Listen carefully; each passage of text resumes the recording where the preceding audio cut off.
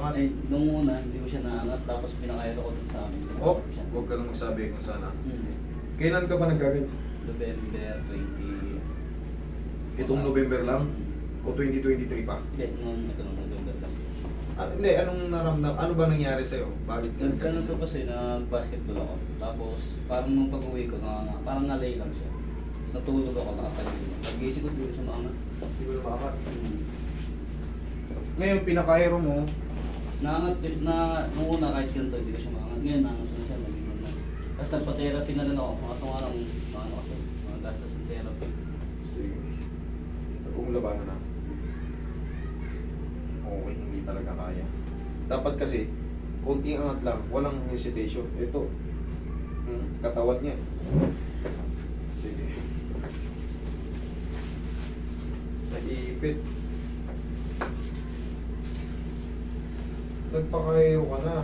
Para kansilin mo nga par. Okay. Hindi kasi natin binabanggit kung saan. Siyempre, ano baga, nobody's perfect palagi yan. Baka hindi lang nag-pick ng todo.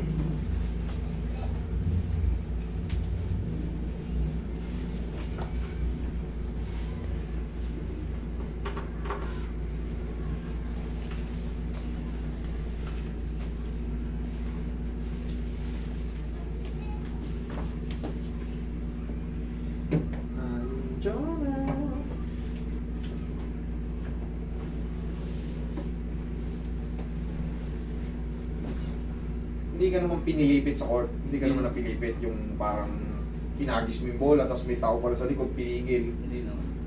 Basta ano lang parang Parang pag-uwi ko, baltug-baltugan lang yan. Kumbaga balikatan, kumbaga puwersaan ganyan, ganyanan lang.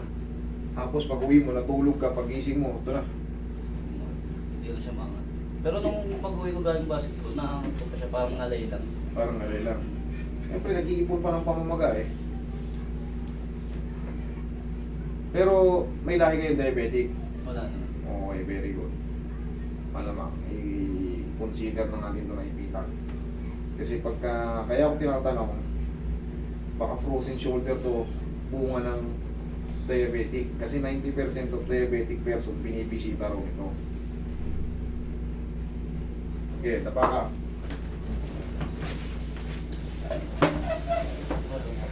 Sige lang. Bago naman yung shoes mo. Mabilis lang naman to. Parang remen, ano lang to. Relax na. Thank you.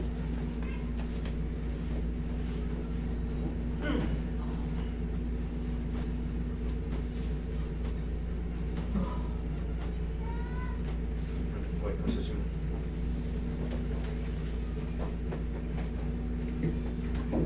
Ah.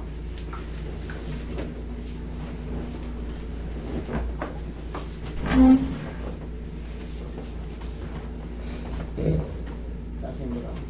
Bala. Yan, lagay sa tiyan yung mamaya. Relax na. Inhale. Exhale. Diyan ka lang.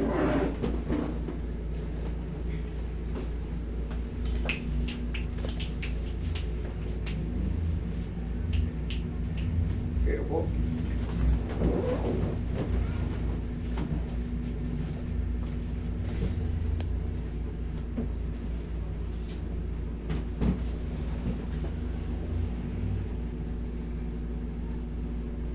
Kung kanina, konting ganyan lang. Ah! O, ngayon. Yan.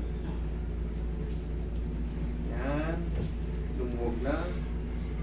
Okay. Tapos, idol, mga ilang araw, sabihin na natin 1 linggo, mag-i-heal na yung namamaga dyan. Kaya ang nangyayari sa'yo, ginaganon mo, masakit, hindi halos kaya.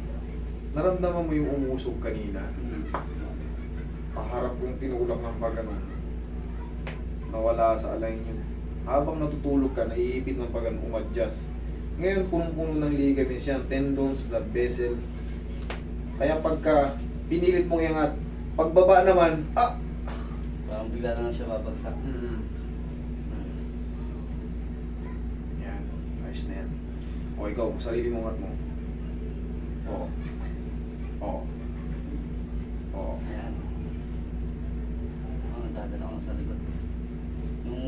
yan, pag ginanda, papatras pag ito, pag masakit, kaya. Naka-mild discomate siya. Ngayon, idol, hayaan mo lang muna maghilom. Huwag mo munang puwersahin, doon ka munang puwersa kasi mag-a-pa yung loob niyan. Normal yun, may inflammation pa yan, pero in a few days, healing process ka na. Okay? Thank you. Thank you.